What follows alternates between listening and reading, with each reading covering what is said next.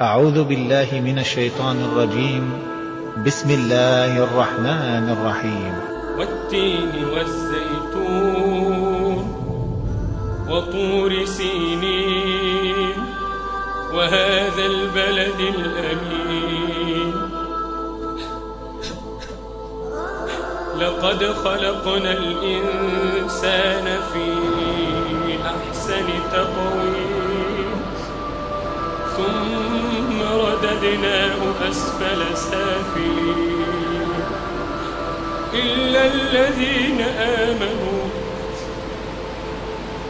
الذين آمنوا وعملوا الصالحات فلهم أجر غير ممنون فما يكذبك بعد بالدين أليس الله بأحكم الحاكمين